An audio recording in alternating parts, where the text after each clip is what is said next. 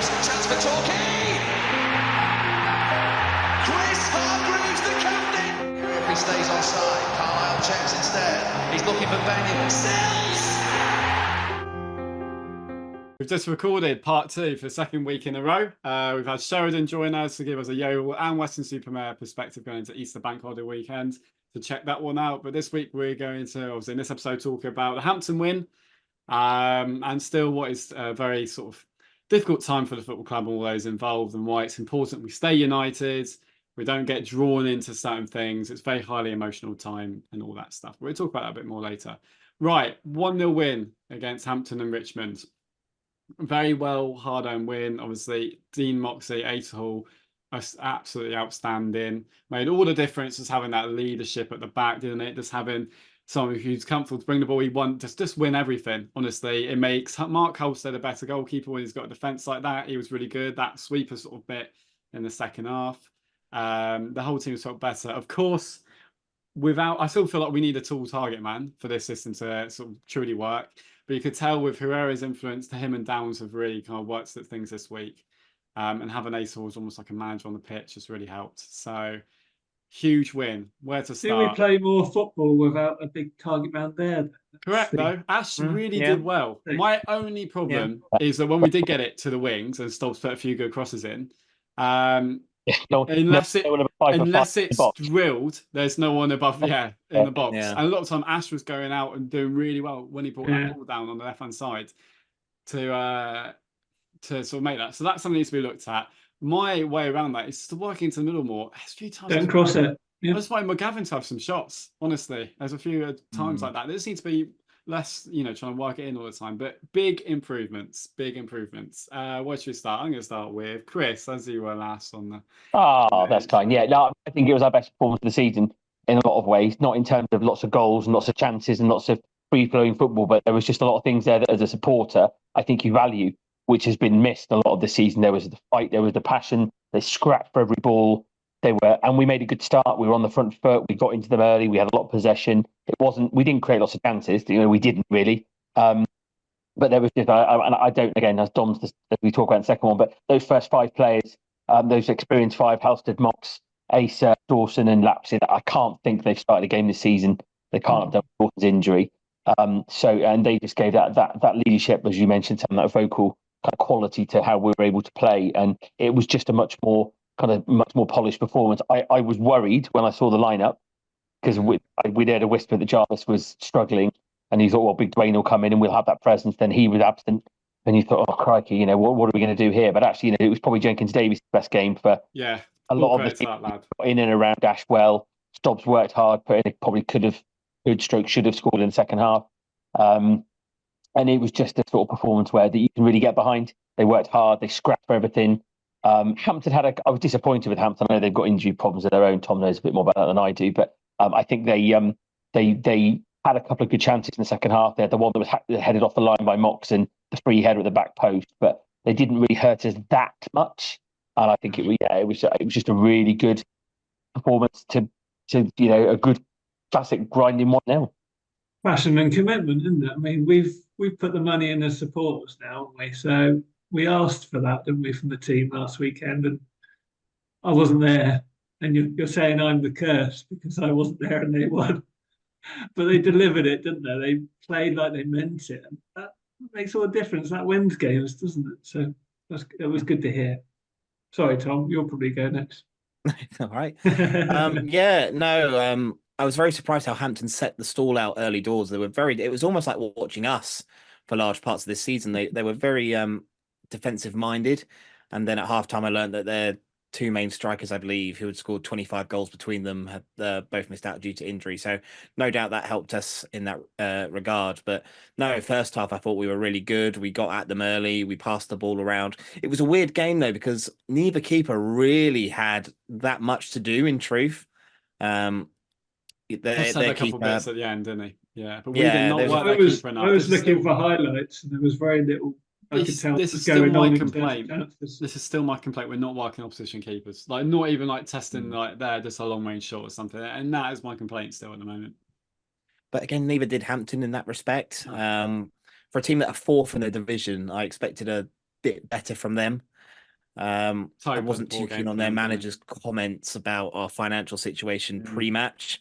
It's something how all clubs seem to have financial difficulties, which I get the I understand the statement, I but understand the statement, but also it's a different level. It's just not.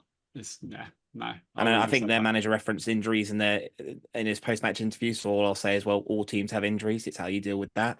Yeah. But no, I was really, really impressed with the first half performance.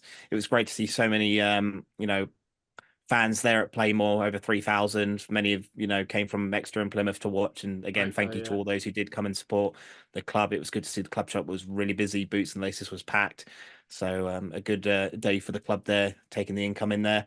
But yeah, at the end of the day, this was a game I think we didn't expect much from. So to get the 3 points ahead of a tough trip to Yeovil is very welcome. Takes us And it just goes to show it was the kind of game where you needed that Aaron Jarvis up front. We were playing as if he was still in the team, but no, everyone did their jobs really well. Ash was busy. Yeah. Stobbs has definitely improved his crosses. Hmm. Looking back, I may have been a bit harsh on McGavin, Chris, taking my anti-McGavin goggles off. He put himself about on Saturday. Won some big tackles at the end. Yeah, he made some really important tackles. I still, I'm not his biggest fan. Struggles come mostly away from home, don't they? At home, Jimny's Mm. played all right for most of the time. Away from home, different game, I guess. The opposition on top of you a bit more. He seems to struggle then, but like they all do. Like they all do. I did away. fear just one goal wasn't going to be enough to win that game, though. I said at halftime, I Yeah. can't imagine Hampton will come out that bad again. And the atmosphere was really weird second half. It really took a while for the crowd to kind of get back. There was this nervous energy about us. I don't know why, but we thought we could keep the ball a bit better in the second half. Like we really did well defensively, but you could also say a slightly Hampton team with their main strikers. If that goal goes in, if they score a goal, it's suddenly a totally different game, of course. And I worry that we're then maybe folding a little bit, but they didn't, and we won. So then that hasn't happened enough this season in those sort of 50-50 a clean games. sheet as well. Yeah. That's always a bonus. As well as that, though, Sam, I was really impressed how we handled the injury time because Hampton have had a habit of scoring late goals, and I felt we defended really well in the last few minutes to keep the ball in the corner, keep the ball away from them. I thought it was very professional. And obviously the addition of Asa Hall as centre-back, my goodness me, he made such a difference. Absolute rock solid for most of the game.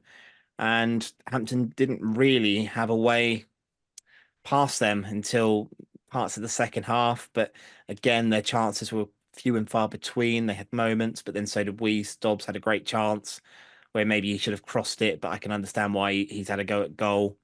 But no, it's just a relief to get the win after a couple of really poor performances. And again, it's just about belief and getting these points. I think, as I said last week, 3 wins, I think will just about get us to safety. So to get the first win at home with 2 more home games to come, it's encouraging. And against sides where you would like to think, isn't it? Again, yeah, if we can get a win against Western-super-Mare, then all of a sudden things look a little bit, not easier to an extent, but they look a bit more secure than it does. Defence is key, isn't it? If we can keep some more clean sheets.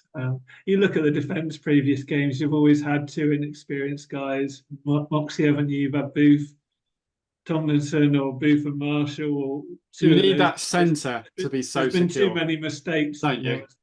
Yeah, you need the centre of the 3 to be so secure and winning everything and leading the game. And that hasn't been the case for a while. Teams have targeted Tomlinson, sadly, in the middle. And Tomlinson's lost his confidence. Maybe he's lost, he's had quite a few error-prone games. But you stick him in right centre back. I think it's a different sort of story when you've got Ace in the middle and Dino is absolutely fantastic. I mean, it's really nice. Either way, whatever happens, and we just got to be grateful for football club and to be, the big thing is with all of this stuff that's going on, which will link us into next bit, that I didn't pick up last week. We had the Plymouth guest, and I've been told, thank you for those who have told me. When Plymouth basically said when they were in administration, they went for the whole summer in admin, and I found it a bit weird at the time. But of course, in the National League and below, you have the AGM in June, July. If Torquay hadn't sorted this out by then, we're booted out and we go at least down to the 9th tier. So that is if those who didn't know, and I didn't know that before I was informed, that is the situation. We have to get this sorted, and that's why, you know, we are hearing rumourings. Obviously, we did see Neil Warnock there. Make of that what you will. My biggest thing is whole situation. I know I'm going away from the game, but my big thing to any Torquay fan right now is just it's a very emotionally high kind of situation, of course, and there is a good chance that certain kind of opinions will be put across and conspiracies, and think people will try and make people question one party and make people question another party without really going in and giving certain people the satisfaction of me saying that. I just feel like we've got to be careful here. Everyone's got to just be united as we have been. It's been so much positivity. But I also understand a lot of concern. People are very much questioning things, and some people just will think differently to others on certain parties. That's absolutely fine. That's what forums and all this debate is for. But what I will say is just keep united, and there's definitely people that are doing what they can for the football club. People will always question anything, but I just feel, you know, at times. And another thing I want to point out as well, right, we've got certain people working voluntary at the football club right now, you know, and I'm sure things are going on, and I don't want to get in and get all heavy and all this sort of thing, but why am I doing your job? Why am I going out and doing all the PR and other people from the trust and we are doing all the PR? You know, if Devon Day, the PR came from, you know, sort of the fans and that. If you really want to show a certain somebody that you are all of a sudden able to engage with supporters and you're working at the best interest, go out to the community and do your job. Sit for 10 minutes on the radio and get out and make sure the people who are doing that are helping the football club, and then you can gather trust. I don't trust people, honestly. I don't trust any kind of business stuff until it's done. You've got to realize, us as fans, if you really want to win fans over, you know, you see where the football club has been mismanaged from the football point of view. I still just feel so uncomfortable until this is done. I still felt uncomfortable at Playmore on Saturday. It still just didn't feel right. The divide, some people sat here, some people sat here. I don't like it at all. I don't trust things like this. You know, there's still just this worry. Of course, it's great we've got a football club talking and communicating and all that, but we've just got to really put faith and hope it's all going to work out for our football club. I don't know if you just want to add anything on that, but it's the worry we'll get people in we don't trust and people who don't have our best interests at heart, isn't it? And that's going to be a worry until new owners come in and prove it. Yeah, you know, we could get a totally new era and we could be in the same situation again. And you know, you've seen a lot of stuff, you know, reading stuff in the news. There's Derby County owner, we remember in the news a couple of years ago, he's going to take over. He's now been done for fraud. You know, football's all changing. These sort of people are getting involved in football. I'm not saying every football owner is a fraud. I'm not saying that at all. Some people are just good people with good intentions but don't quite know how to manage it. Some people are just, you know, just businessmen who look at it and then they're like, whatever. But with this whole due diligence and all this stuff coming in really has got to be important. And I imagine it's a very crucial time right now for those working hard to help secure the football club. But what I will say again is just with the agendas, we've just got to sit back and let things work. We all have our own opinions. Many of our viewers will have the same opinions as us, similar. But right now, we've just got to hope and pray that the best outcome happens for our football club. And it's important that we don't. What happens in a lot of these situations, if there is such an evil party, I'm not saying this is happening, but then they will distract and there's like a civil war. You're seeing that a lot in this country completely. Look at that kit for England, you know, all this stuff, you know, cultural confusion everywhere. It's very easy to start fighting within ourselves over stupid little things just because some people think differently. Even if we have different opinions, everyone has to be unemotional, mature, and just keep going and supporting the football club either way, even if we are fearful where all this will lead. So that's my opinion. I mean, information can't be given out who's going to the club at the moment, so there's very little anyone can divulge it. And I mean, people get suspicious about that, but that's his business. This is his business. Yeah. You've got to just wait for it at the moment. Yeah. Didn't someone like, you know, when Warnock was there Saturday, that lifted the whole place as well. And he's, you know, when we sang "Stand Up If You Love Torquay," he stood up with everyone else. I noticed a few people in the director's box didn't, but you know, I looked down on him. Yeah, but you know, that's sort of. I don't think there's anything there though, like in terms of Warnock taking over the club. I can't see that No, being I true don't see at all that with at all. everything. But it's No. just nice to know that we're held in that regard to him as well. Yeah, I love that. And it seems like a proper nice bloke as well. I know people sometimes have an image of him with the way he sometimes acts on the with his time in management, but no, He you know loved what? it, I yeah. just you He He's a, just loved he's Tom a Lapsley's football man, performance as isn't well. he? Yeah. oh, Tom Lapsley. Sorry, Dave, but he did rattle you. Yeah. But no, it can only be it just lifted the whole place, and that's what we need at Playmore. We just need to make it into a much more supportive mindset. And obviously the fans have turned out in numbers. We've got And that that's a behind the club, and positivity. Yeah. that's all we can do as fans is just carry on what we're doing Yeah. and hope Don't everything will turn turn out all on right. each other. Don't turn on supporters' trust. Don't turn on whatever. Just everyone's doing their bit. We've got to hope that everyone involved is with the best interest of the club. And if they aren't, they don't come anywhere near the football club. So that it's really stressful. It's very difficult. It's one of those things you want to instantly, in a world of instant gratification now. Mhm. I think it's important for the team to get safe because Yeah, you're never that's quite the sure if priority.